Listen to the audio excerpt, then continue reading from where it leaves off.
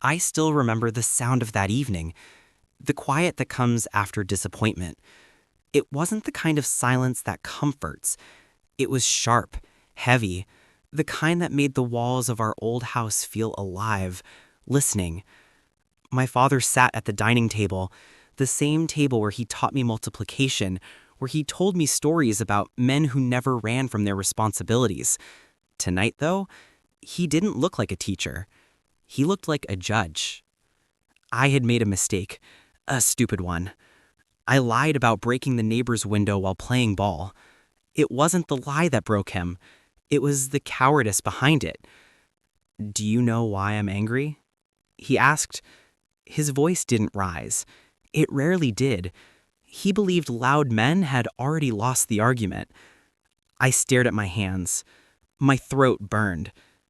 "Because I lied," I said. He nodded slowly. "No," he whispered. "Because you thought I'd love you less if you told the truth." That sentence stayed with me longer than any punishment could. I wanted to speak, to explain that I wasn't afraid of his love. I was afraid of his eyes, the disappointment that settled in them whenever I failed. But he didn't ask for explanations. He asked for growth. He stood up, walked past me, and said quietly, "Fix it, with your own hands, and don't come back inside until you do." I remember stepping outside into the cold night, holding the small hammer and the pane of glass he had handed me. My fingers trembled as I tried to fit it right, but the more I tried, the more it cracked again. I cried then, not because of fear, but because I knew he was watching from the window. Not to make sure I did it right, but to make sure I didn't quit. That was his way of loving me, through lessons that cut deeper than words. When I came back in, my palms were bleeding slightly from the glass edges. He didn't rush toward me. He didn't even look up right away. He simply said, "Good. Now you'll remember to be careful with truth like you are with glass. Both break easily." I wanted to hate him for that line, but I couldn't, because even then, beneath the sting, I knew he was teaching me something I wouldn't learn from anyone else.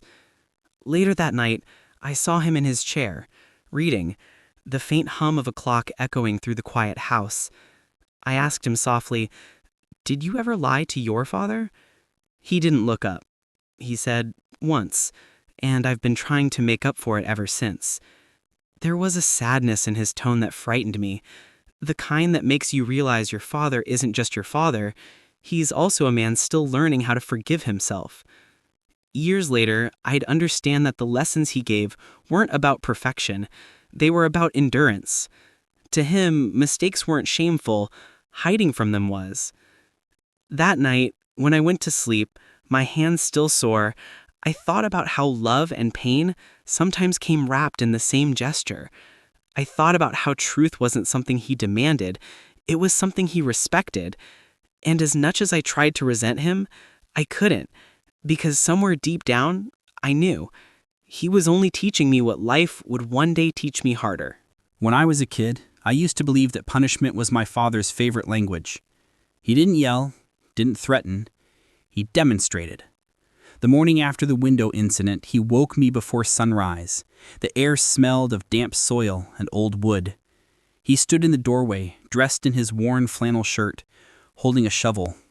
"Come with me," he said. I thought maybe he'd forgive me now. Maybe he'd tell me the lesson was over.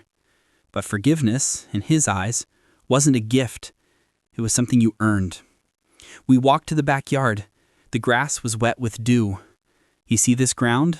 he said, pointing to a patch of soil near the fence. "It's weak. You can't build anything on weak ground." He handed me the shovel. "Start digging." I was 12. The shovel was heavy. I didn't ask why.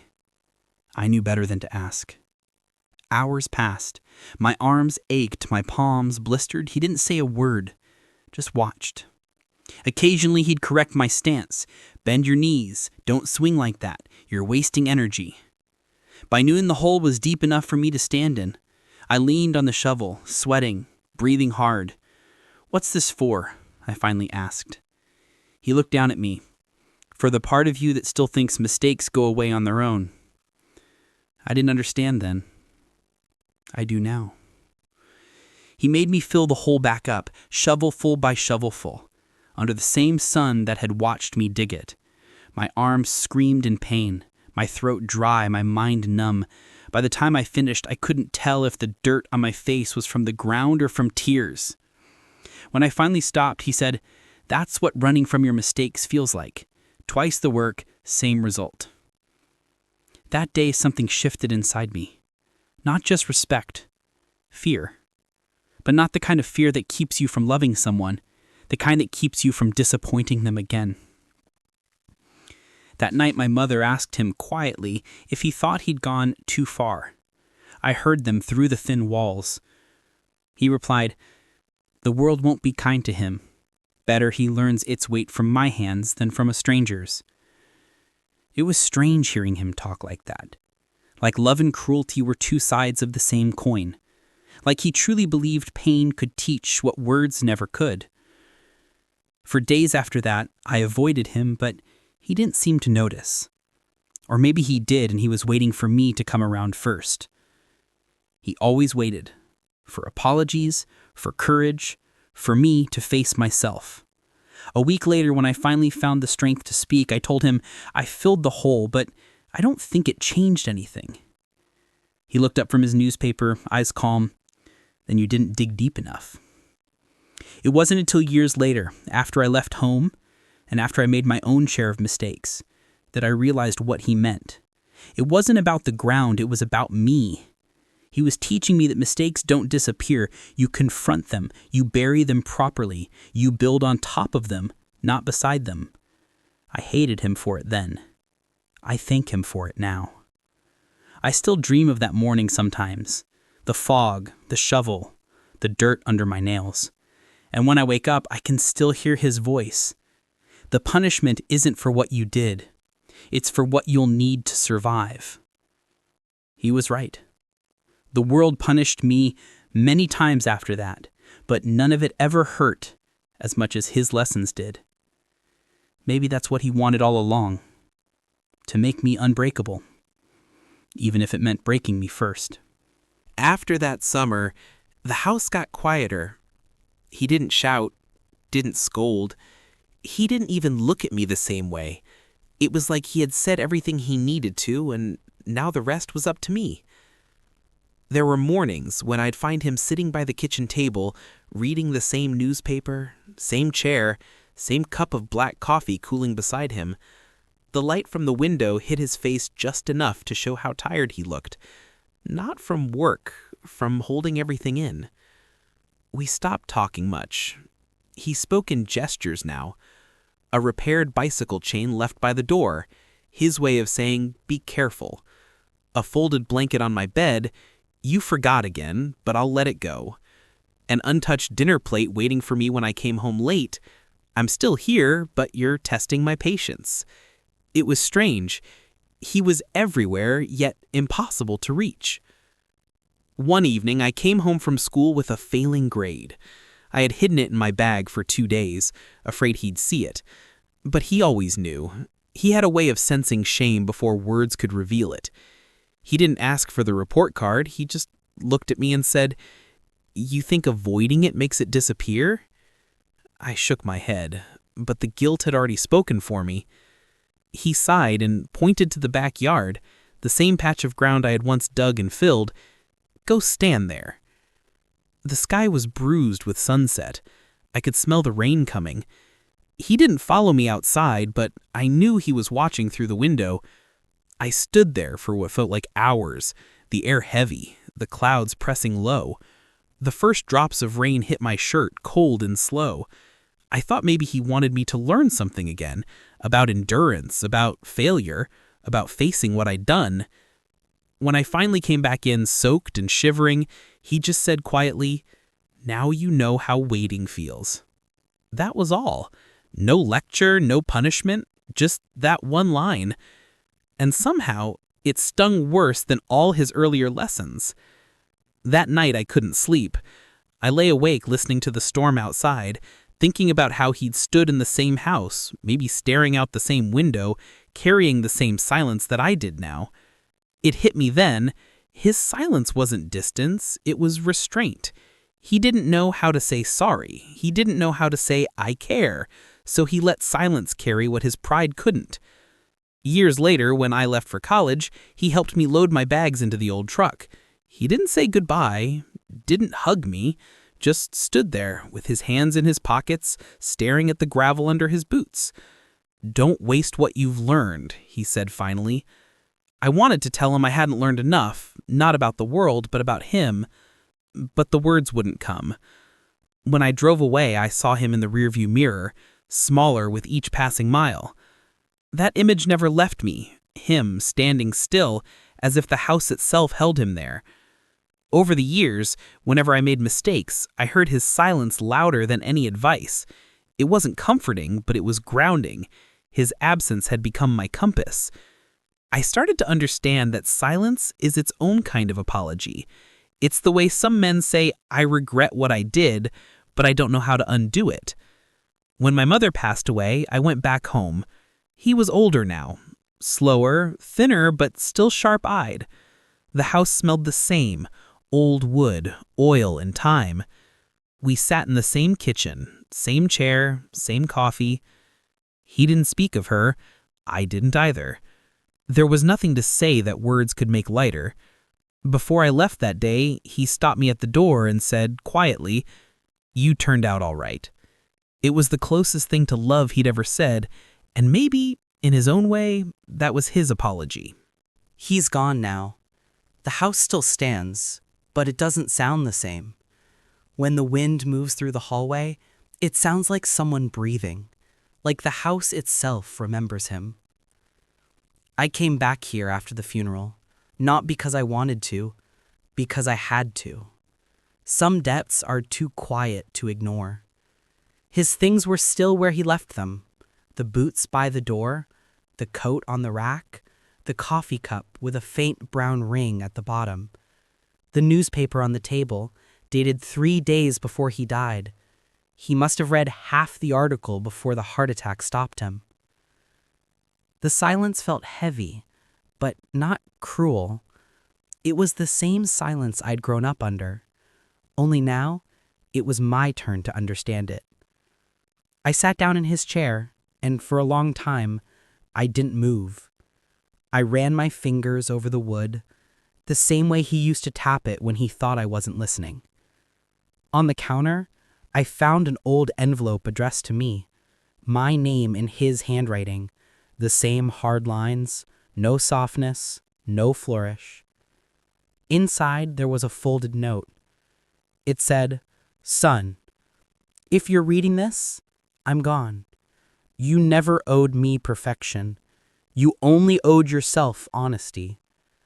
I made you strong because I wasn't. I wanted you to face the world without fear, even if that meant fearing me. Don't hold the weight of my mistakes. Carry only the lessons. I read it twice, then a third time. My hands were shaking by the end. I had waited my whole life for those words, and when they came, they felt too late, like a confession whispered to a grave. I looked around the house, every creak of the floorboards echoing with things unsaid. Every object felt like a memory trying to speak. The shovel still leaned against the shed wall. The same patch of ground still held the faint outline of where I'd once dug. I walked out there, stood where I'd stood as a boy. The grass had grown wild now, swallowing the scars of that summer. I knelt down and ran my hand through the dirt. It was soft. It no longer remembered the pain. And I realized maybe that was the point. Pain fades, lessons remain. I dug my hand deeper until my fingers touched cold soil, and for the first time I spoke to him aloud. I get it now. You weren't trying to make me afraid. You were trying to make me ready. The wind moved through the trees, quiet and low, like an answer. I laughed a little, that dry kind of laugh that sounds like crying. Then I said, You could have just said it, you know. You could have just told me you loved me. But even then, standing there in the yard that raised me, I understood that for men like him, love wasn't spoken. It was built, brick by brick, discipline by discipline. Later that evening, as the sun dipped low, I packed up what was left of him, the watch he wore every day, the lighter he never used, the small photo of me as a boy tucked behind the frame of an old mirror.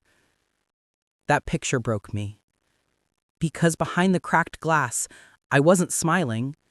I was standing straight, chin up, trying to look strong.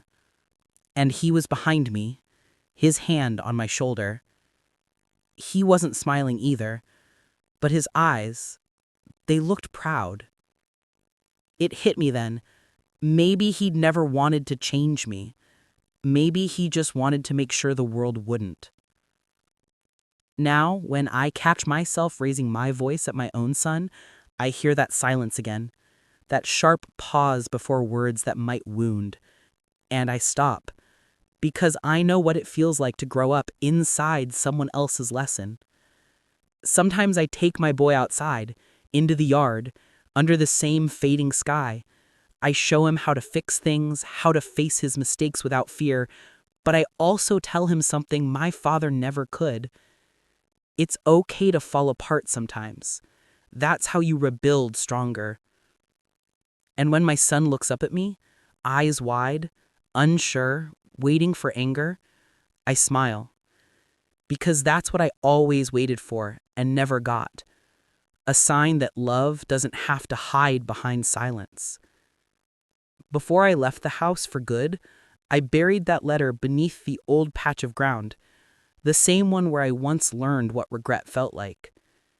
I didn't mark it with a stone or a sign. I just left it there. His words and mine, buried together. I think he'd understand.